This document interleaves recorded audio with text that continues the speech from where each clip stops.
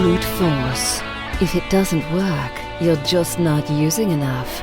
You're listening to SOFREP Radio, special operations military news, and straight talk with the guys in the community.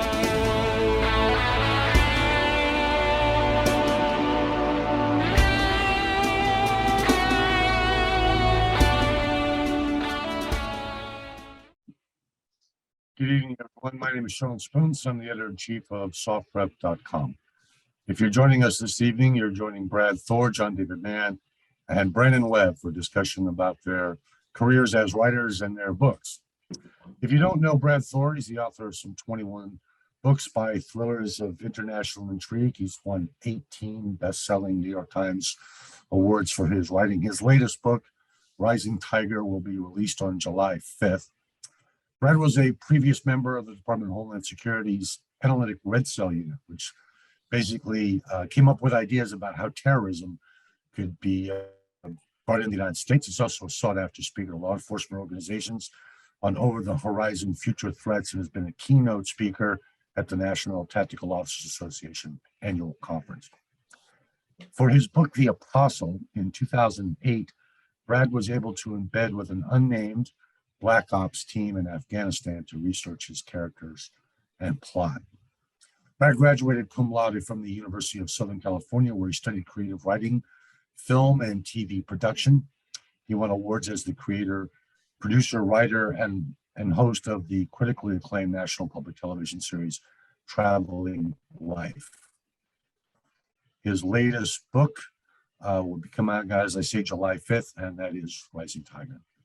Brandon Webb and John David Mann have worked together on several books. Brandon himself left home when he was 16, joined the Navy as soon as he could get the paper signed. He deployed to Afghanistan and the Middle East, and in 2000, he was invited to train as a Navy SEAL sniper.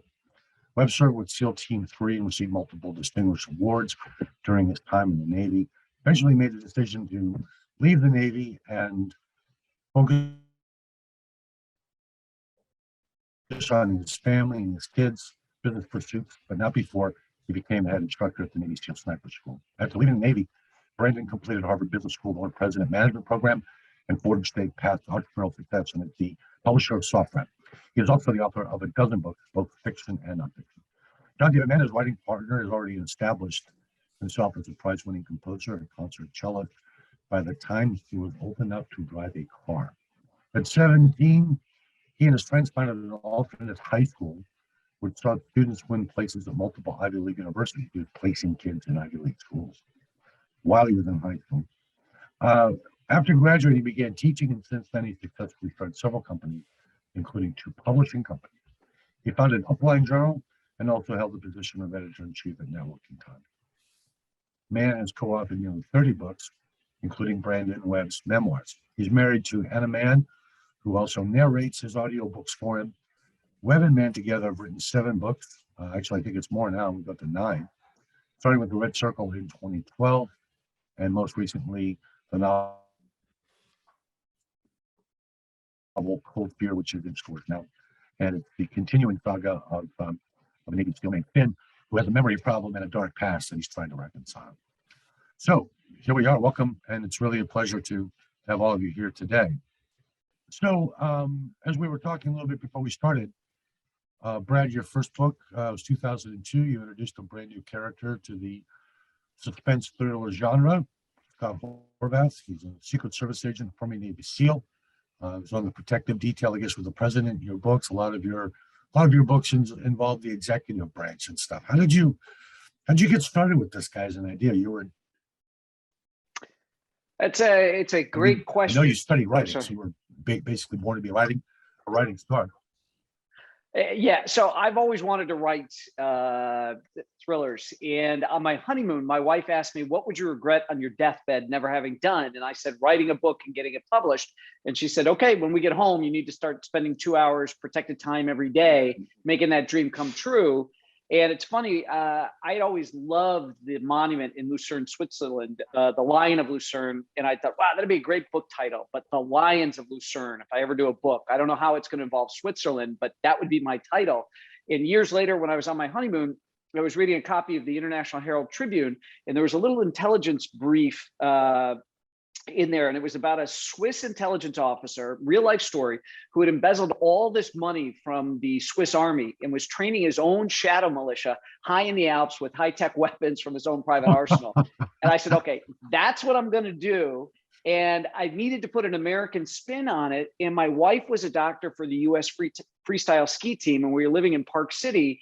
And President Bill Clinton had come twice for Chelsea's birthday. And I was really interested in how the Secret Service protected him while he was skiing, because they didn't shut down the whole mountain.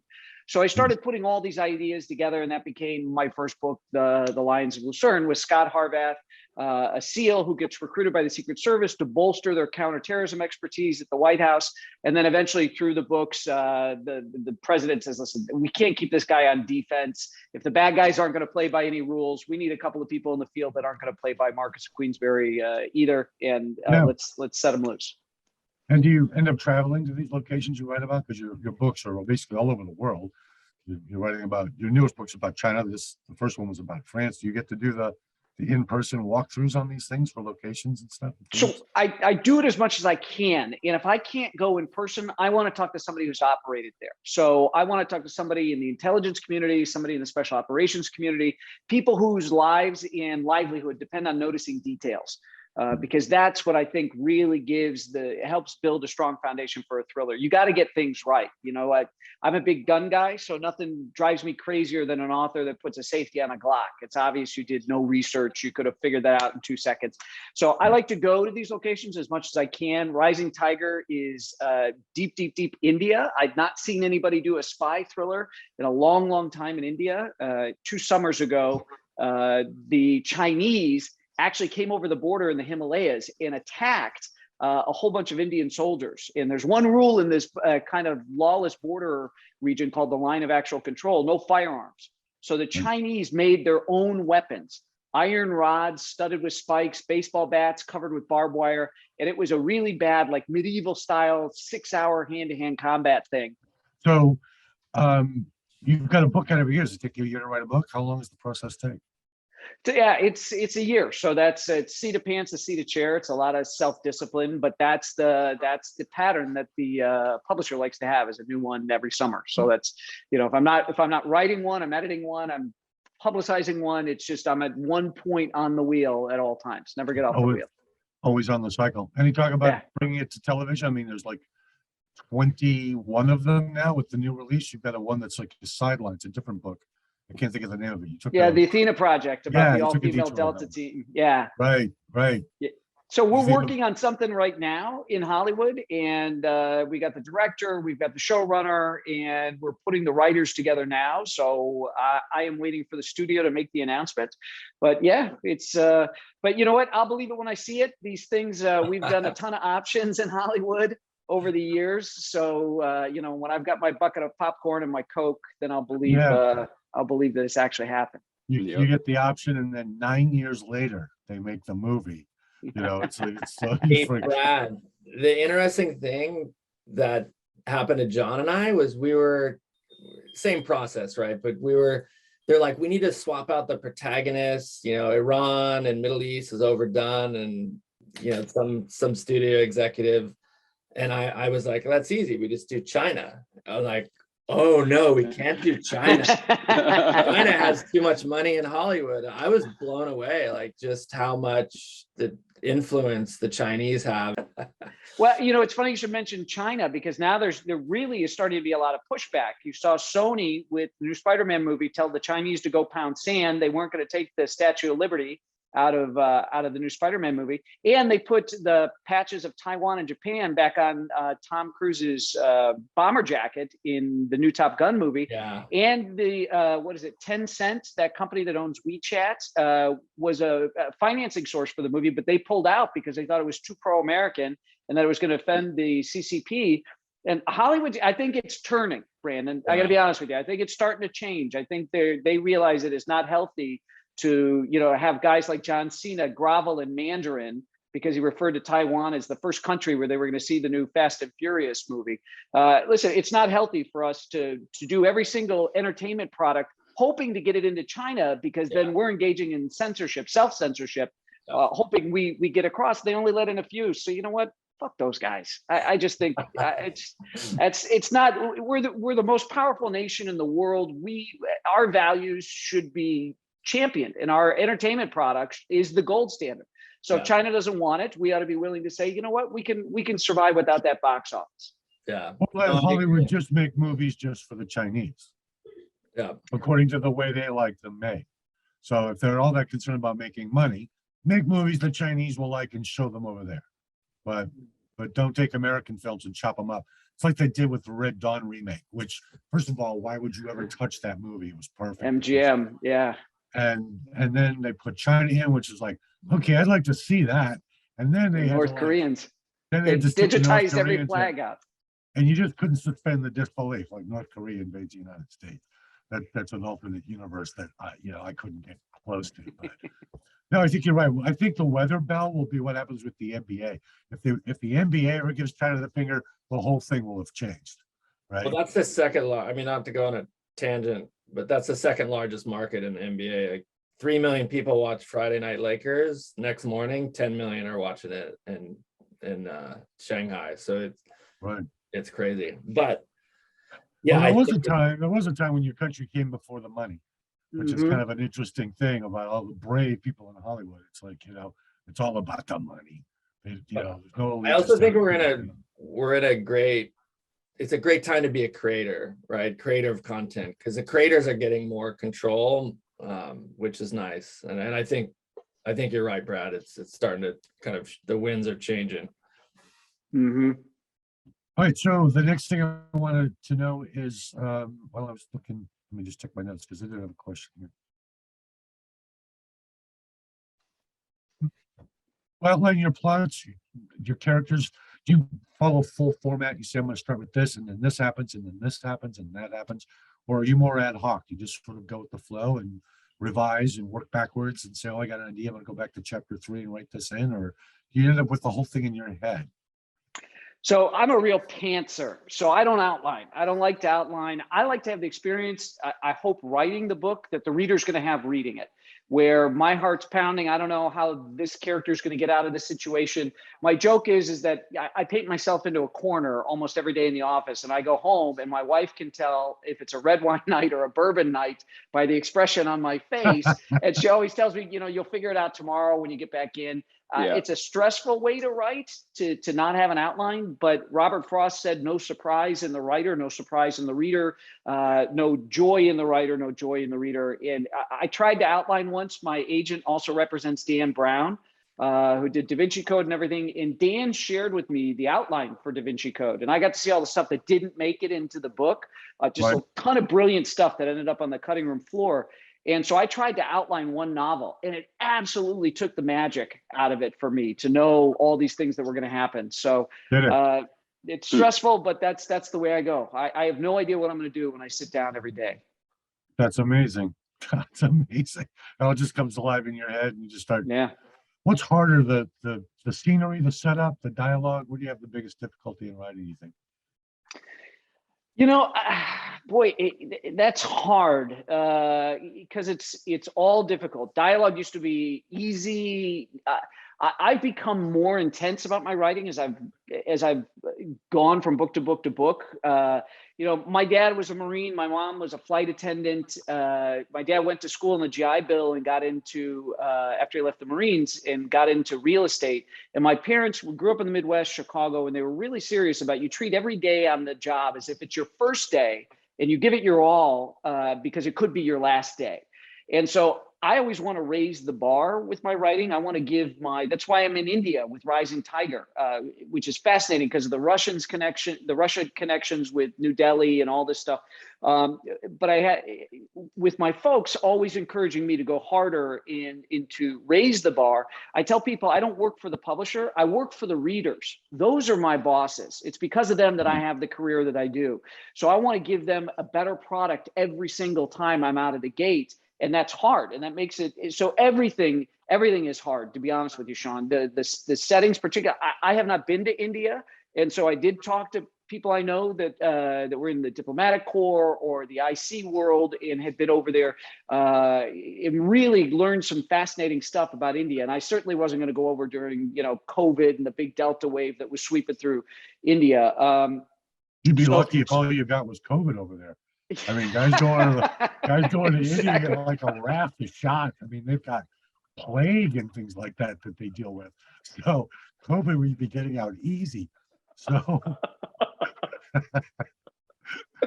good line. We actually just started working with the Indian media business because there's a big threat with China to India as well, as you know, and I think India is one of the fastest growing defense industries in the world. Like, it's pretty wild.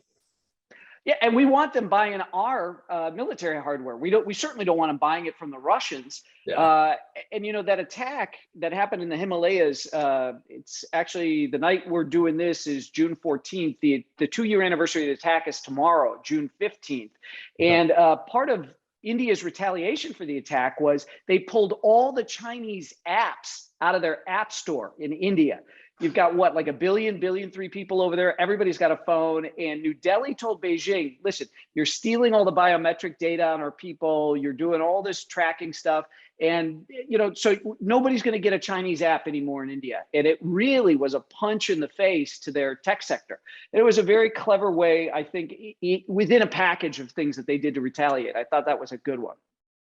Yeah, that's pretty comprehensive. We got a story right now we're working on the site about the Philippines and China. China's doing the same thing with BI, and they're trying to get the octopus tentacles off of them because they're pretty dependent upon China as well.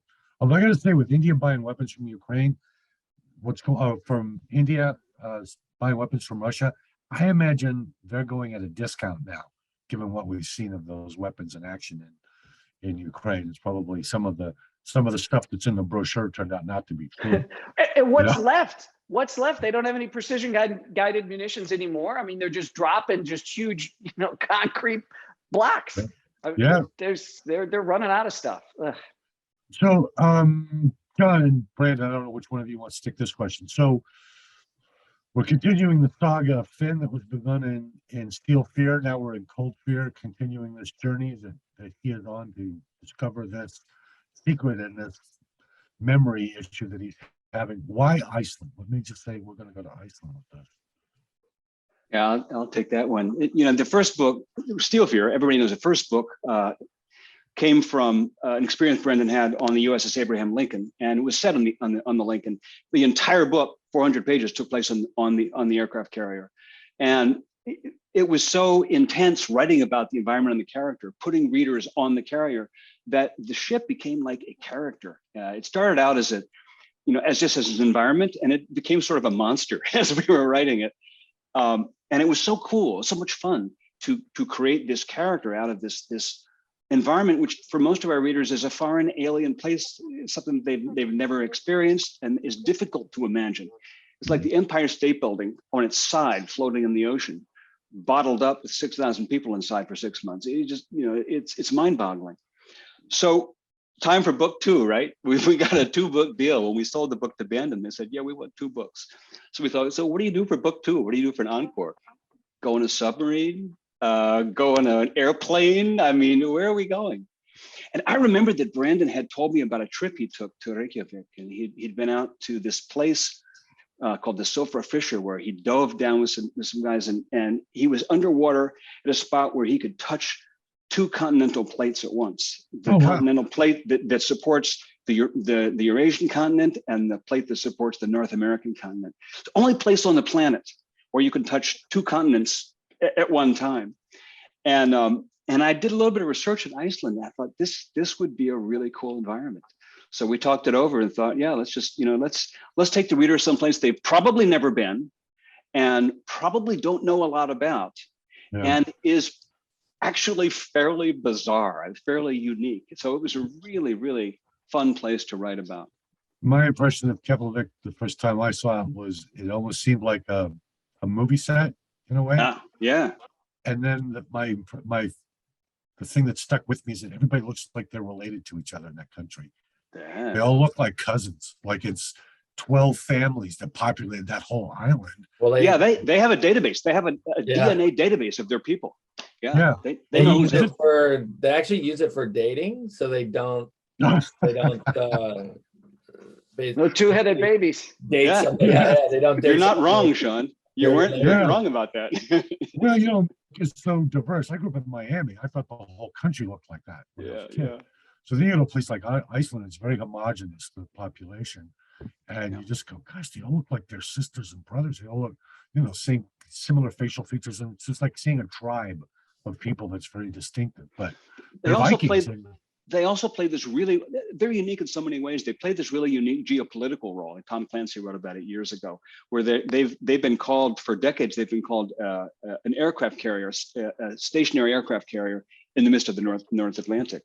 Mhm. And because both the Allied forces and the Axis powers in World War II were vying for control over Iceland because it's a fantastic, way station for aircraft. And so it's really a unique place culturally, geographically, physically, and geopolitically. Yeah, it's a strategic choke point. And Yeah. it was all through the Cold War and also through World War II. Soon the airplane became ascendant in military hardware, places like Iceland became extremely important. And now it's the whole thing is shifting and becoming even in some ways even more so because let's face it, the polar caps are melting, and all of a sudden the North Pole is a thing. It's Mhm. and Right. Russia has dozens of icebreakers and America has like 3, and 2 of them are their expiration date. So it's like there's the whole Yeah. balance of power suddenly has to take into account the North Pole. It's a whole shift. Well, Well, The Russian Brad knows about Russian this. icebreakers function like trains. They drop people off there and leave them who are in trouble. Take a one-way trip to the North Pole. Yeah. So tell me a little about the plot now for the new story. For those of you who purchased the previous book, Finn was on the Abraham Lincoln and got mixed up in a suicide a mass killer, spree killer on the ship. Yeah, a mission that went bad. And he was under suspicion and was trying to keep himself clear. And so now he's off the ship. And how does he end up in Iceland? There's really 3 threads. It's like a braid. The plot. What you just described, the central braid, which is Finn is looking for answers. There are some guys in Iceland he wants to track down and get some answers from. He's also looking for answers in his own memory, the holes in his memory. Right. He's even got questions about. He's not entirely sure if he's a all good guy, all bad guy, or some shade of gray in between. He's got questions about himself. It's a real search for himself. At the same time, he steps into this bizarre mystery where in the prologue of the book, this girl goes running down the street barefoot in the middle of the night on Christmas Eve in Iceland and slips into a pond in the center of town and drowns. And nobody has a clue why or who she is. She's not Icelandic. She's not in the database. And somehow Finn gets mixed up in that. He becomes intrigued. He for some reason feels compelled to like solve this mystery. And he also becomes a suspect in her story. And the third piece of it is that there's this former teammate, former SEAL, now retired, who has taken up the mantle of psychotic serial killer, sociopath, drug addicted character, who has been hired to track Finn down and take him out. So you're going to have, from the beginning of the book, you're going to have this showdown of SEAL versus SEAL. It's like this intersection, yeah. Irresistible force and immovable object. What happens when these two intersect? And of course, it has to happen, near the spot where Brandon was touching 2 continental plates. So it was just like this book just wanted to get written. The one thing I would say, Sean, on the location, I think John and I dove so deep into the Abraham Lincoln that we like exploring that kind of single world environment to really, I'm a fan of James Michener, and I felt like I put a Michener book down and I was taught a history lesson. And I think that's something that Cold Fear really does well with Iceland is people are really going to understand the culture, the geopolitical importance, and probably want to travel there after reading it. Well, the interesting thing about the settings to me is that, on an aircraft carrier, you got 6,000 people on board. It's still incredibly isolating. Yeah. And you're still kind of on an aircraft carrier in Iceland. It's an island out in the middle of the ocean. And it is still a place with some pretty magnificent desolation. You can be very alone in that country and in a lot of trouble real fast if the weather turns. I mean, like, you're gonna die if the weather as it does, yeah. So it's kind of interesting. You're almost carrying it to the same background setting, the isolation. And I've got to tell you a quick piece of trivia, Sean, about the book before we move on to anything else, and that is that when we first started writing it in early 2021, I was telling Brad this earlier before we were on. The book didn't have a title, and we were throwing around a couple of different titles, and one of the very first titles we locked onto was Black Ice. And so we're going to set a climactic scene on a superhighway in Iceland. It was covered with black ice, and the villain Boone has this black obsidian knife, but we were going to nickname the knife Black Ice. It was a great setup. But then we decided, no, we'll stick with the fear idea, and we ended up with Cold Fear, which we really love. And then spring comes, and this guy named Brad Thor puts this book up on Amazon called Black Ice. Takes place in Norway in the Arctic Circle, and we're like, oh man, we just dodged, maybe a missile, not just a bullet. Turn the key backwards or something. That would have been very embarrassing. Yeah, it would have been also Black Ice. The real Black Ice. Yeah, Black Ice. Which one? Oh man. And Steel Fear was actually your first shot, and yours and Brandon's first shot at a thriller. And like, full disclosure, everybody is listening. I actually did some background work in research on Steel Fear, because I was in the military. So they wanted to know some things about, how would this work on a carrier versus that? And would they have a conversation like this, that kind of stuff. But I don't know if you've read it, if you had a chance to read it yet, but there were parts, I know I told you, there were parts in that book that were very hard to read. And I'm not squeamish. And there were parts in that book that just made my skin crawl. You really got into the killings, or are you just having like Chow Hall PTSD? Yeah, no, right, exactly. Right. Was it the food? Tabasco stuff. That was the line for Chow. No, it was when he killed the female pilot. That was a very hard scene. Yeah, I mean, it's funny because Brad's talking about being a pantser and about how he writes. He has the shock value. He experiences the same thing the reader does. When we knew that she was going to bite it, it was an emotionally troubling experience, because these things happen to a writer. I'm not as much of a pantser. I'm like kind of in the middle of the road. I write an outline, and then the outline changes constantly, and I'm developing the side by side. But I'll tell you, no matter how you do it, whether it's in outlining or it's in just writing every day or whatever stage of the process, stuff happens that you don't expect. As a writer, you don't expect. Mm-hmm. And in fact, some of the best stuff in the story, some of the biggest surprises and biggest twists and biggest shocks, shock the hell out of me when they come out of nowhere. And her demise was a pretty wrenching thing, but it had to be done, man. The story wants to do what the story wants to do. Hey, for those of you listening, if you have any questions for Brad or John or Brandon, please just hit me up on the chat side, and I'll read them the questions for you. Hey, quick shout out to Guy McCardle, who's joined us. Guy is one of the writers on the site. Hello, Guy. Thank you for joining us. So Sean, you guys have any questions for each other? I know you collaborate. Yeah. Sean, also, we've solved the issue. It was basically a linking thing. So it was just a link to nowhere. So, but yeah, we got people are joining up now, so which is fine. We can carry on. Maybe ask one more question, Sean, and then we can turn it over to the group Q&A. How do you guys come up with the cover art for these things? Do you approve them, or were they thrust upon you? Do you guys get approval? Don't get me started on a cover art. You asked the wrong question, man.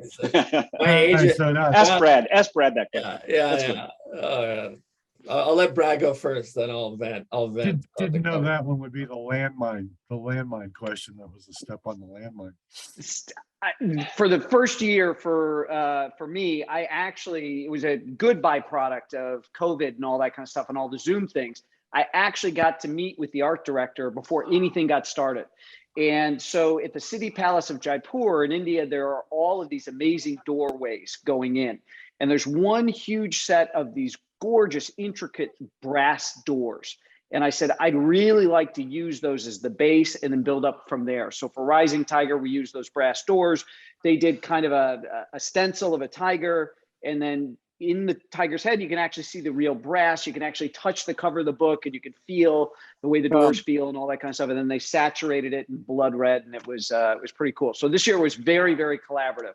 And it normally is. I don't get a chance to go right out of the gate with the first round with them like I did this year with the art department. Normally they have some ideas, I have some ideas, we trade back and forth. But I am interested, Brandon and John, hearing where this artwork came from and how many cracks at the piñata till you guys finally got the candy out of it. Oh my God. I will take this one first, and then I'll let John add his 2 cents. And then I'll do counterpoint after that. Yeah, you can probably add 50 cents. So John and I did not get to meet the artist. I asked many times. At first, we have an amazing agent, Alyssa Rubin, and an amazing editor, and Anne, but we're in this, we're at this stage where John and I are just breaking into the genre. We don't have a lot of clout at Random House, and they're like, not going to let you talk to the artists. And John and I were like, look, Iceland is so cool. We just want the cover to capture the coolness of Iceland. And so him and I are sending like inspiration photos of the Northern Lights, that wreck DC-3, which you've probably seen on the internet, Brad. Mm-hmm. And we're like, just make it Iceland. And then they show us a cover and I'm like, this is Minnesota.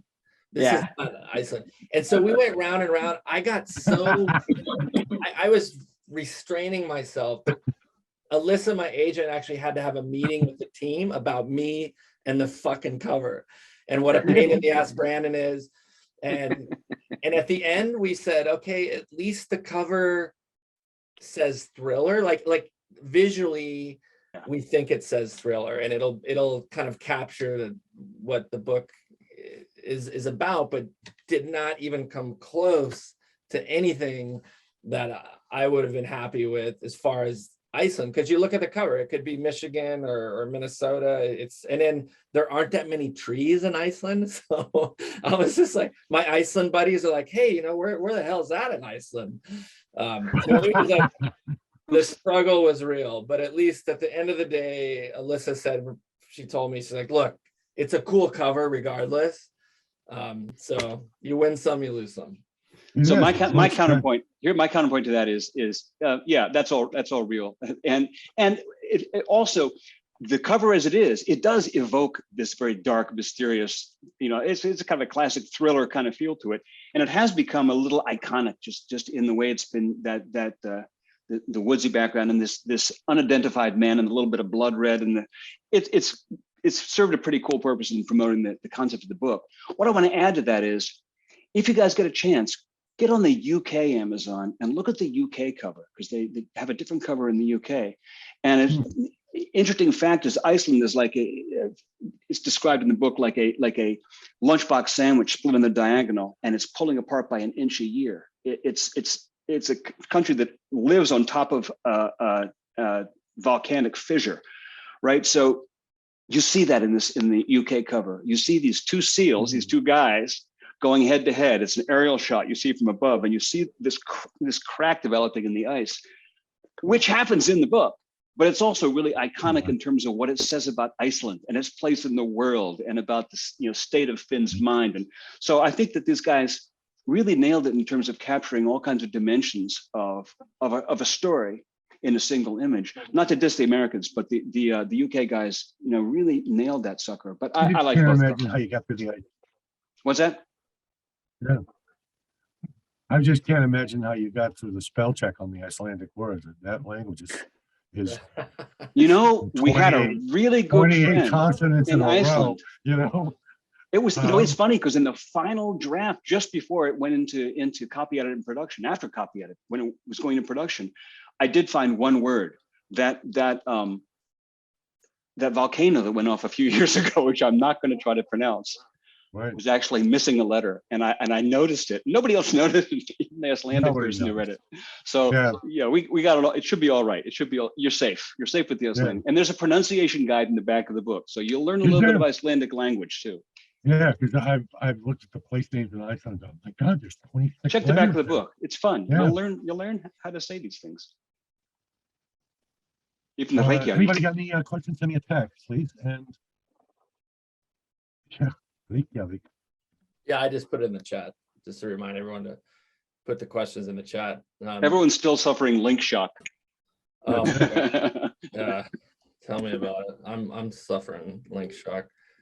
What else you got, Sean? I'll help you. I'll pitch in on the question monitoring if you want to ask one of your other. Well, we got Guy McCardle sitting here. Let me see if Guy, did you have a question you want to ask? And hello, Margaret, my favorite agent who put John and I together all those years back. What's Margaret? I'm thinking of one here. Question for Brad. Way up in the space station, it looks like. Yeah. Oh, we got a question. Okay, hi. Hi, Brandon. Hey there. Hi, Margaret. John. Hello. Good to hear These stories are really intriguing, and I love the way you jumped right into them and brought so much life and history to the stories. And I can tell also, you can also tell when an author has really enjoyed the writing because it's fun to read. So that's my take. Yeah. That's a lovely, thank you so much. And I second what Scott said, the thing about the experience of a writer. I mean, you guys, if you don't laugh, I mean, if we don't laugh, you're not going to laugh. If we don't cry, you're not going to cry. If we don't get shocked, you're not going to get shocked. So it's got to be fun. Mm-hmm. You got to have a good time. You got to love it to do it. Is humor a part of the books? I know we talked about this in the first one.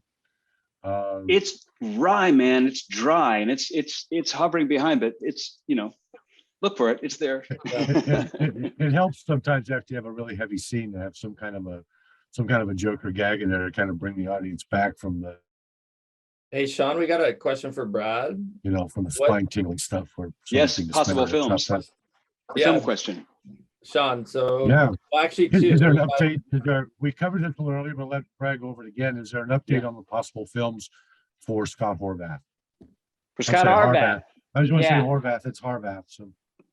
Yeah, people do that because they know a Horvath from some point in their life, and it just sticks. It's hard to click over to Horvath as a character name. So, we actually have something we've done over the years, multiple options in Hollywood. And sometimes if you go to law school, you get taught sometimes the best deal is the deal you don't make.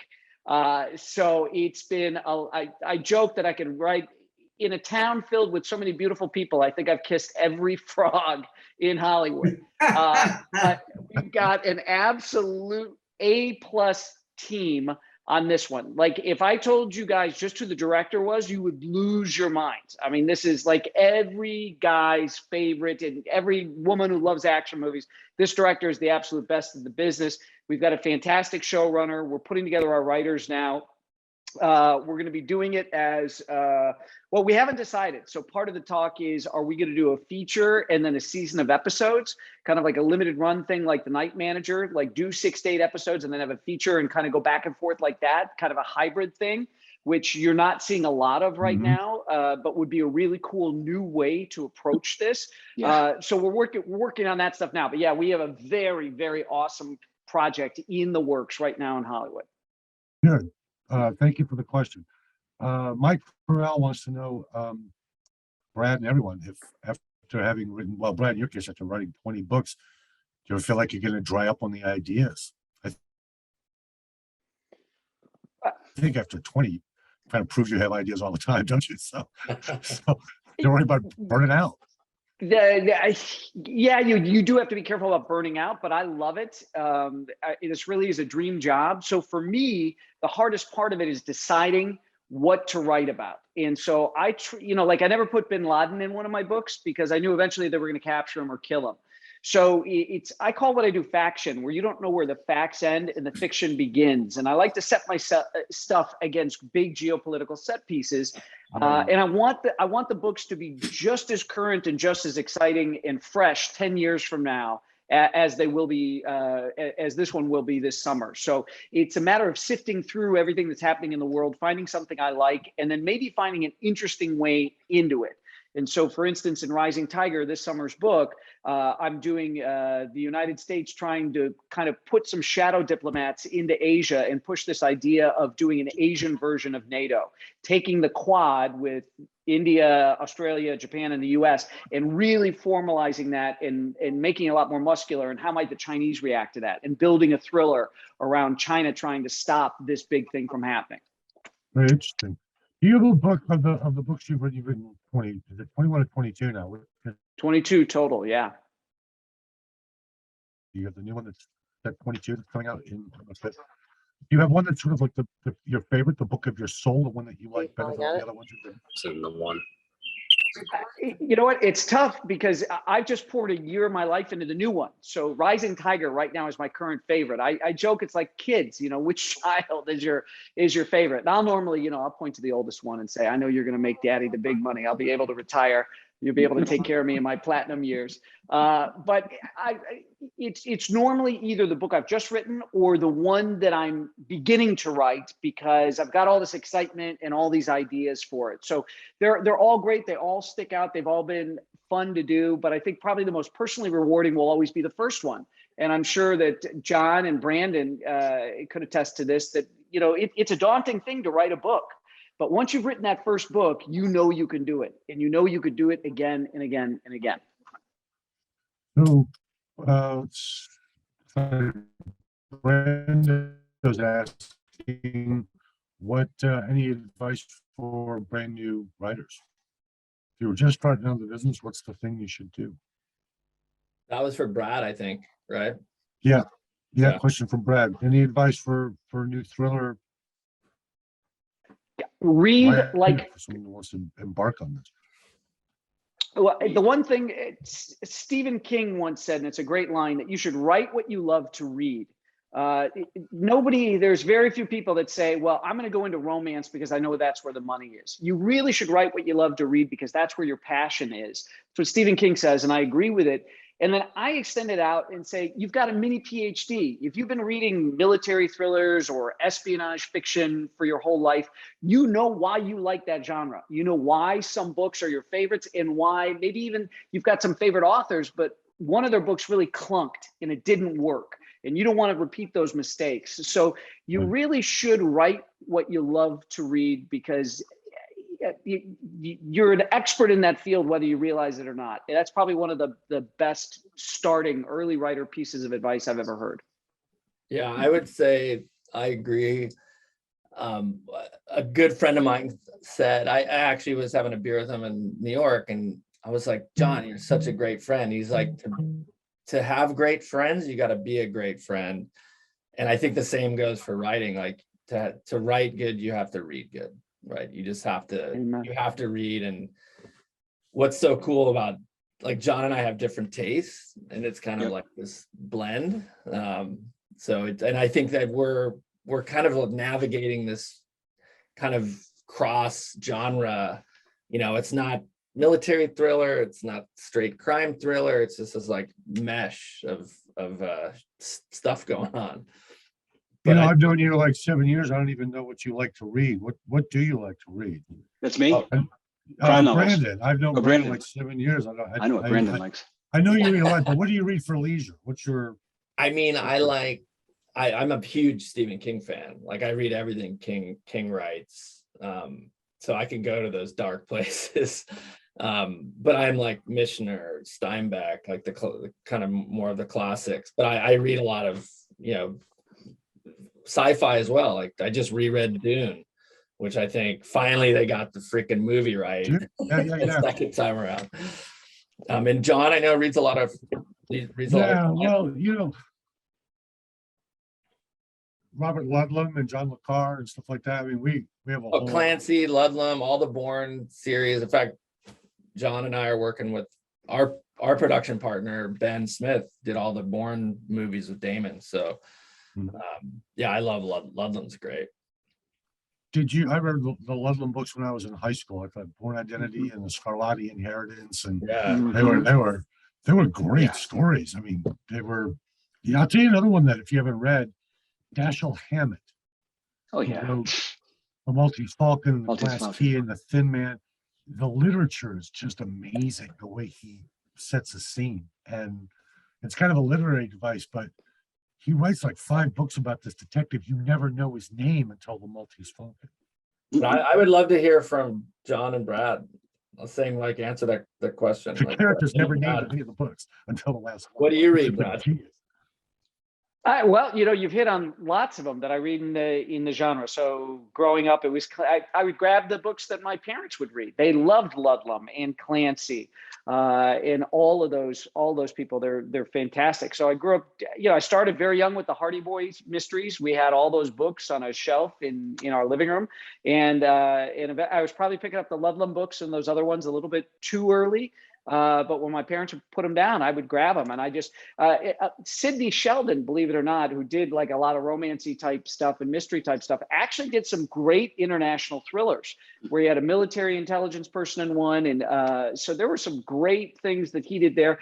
I'm a huge fan of David Morrell. And so David Morrell wrote Rambo, had tremendous success with Rambo, but he did a lot of international espionage and international intrigue stuff. Morrell is still writing, is a fabulous, fabulous writer. I've always been a huge fan of David's. And that's kind of a cool thing to be an author now and get to meet some of these people whose books you love to read. I got to meet Clive Cussler before he passed away. And just kind of a neat thing. There's so many good writers out there.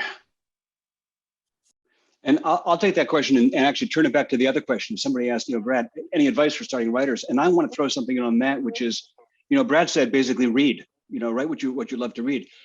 I would add to that, write. If you want to write, write. And that really means make the decision that you're going to write. A writer isn't somebody who gets published. A writer isn't somebody who gets paid. A writer is somebody who writes every day, makes a decision. I'm going to do this and then do it. And don't get hung up on editing yourself. The number one thing that kills new writers is the self-editing. You write a paragraph and then cross it out. And you write a page and say, that's shit, I'll throw it away. Just write, man. Just write. Do it. Decide. Write. You can edit it later. In fact, you better. You're going to need to improve it later. Don't worry about that. Just get it on paper. Do it. And John, that was how Billy Crystal ended every one of his writing seminars and Throw Mama from the Train. Every class ended with a writer writes, and then the whole class goes, always. There you go, man. I'll win. Throw Mama from the I'm train. gonna check.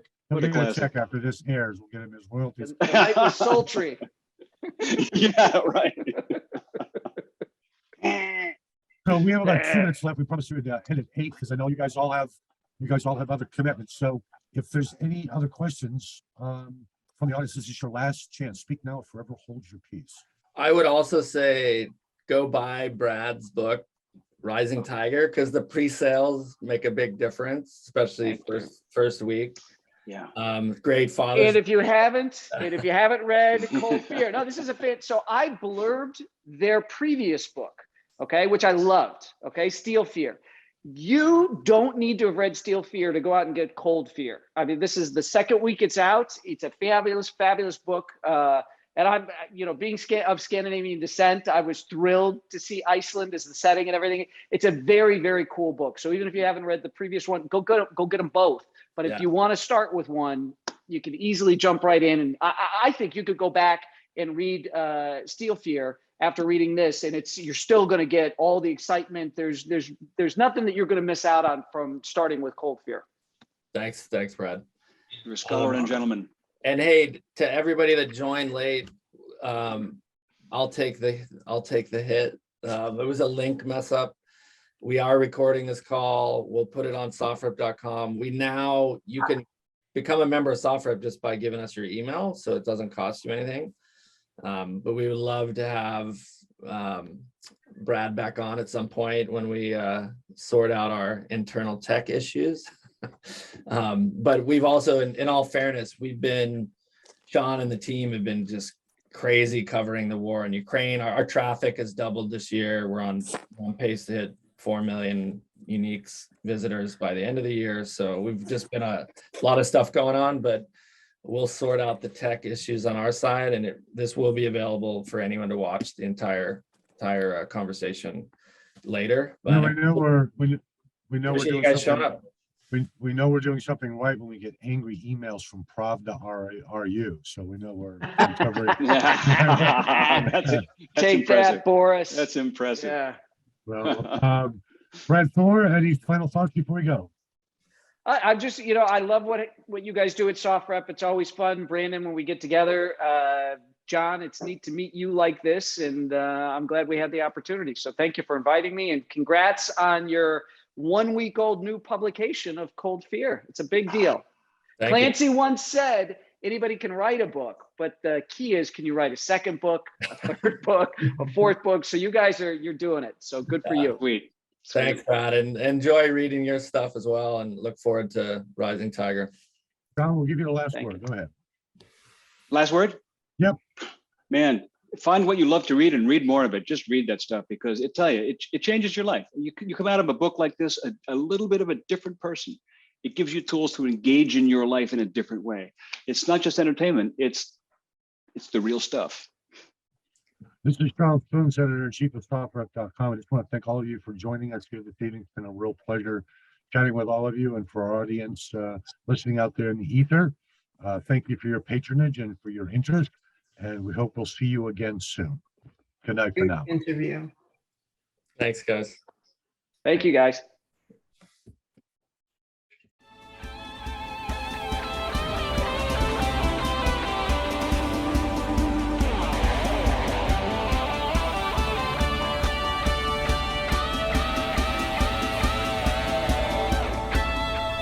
You've been listening to SOFREP Radio.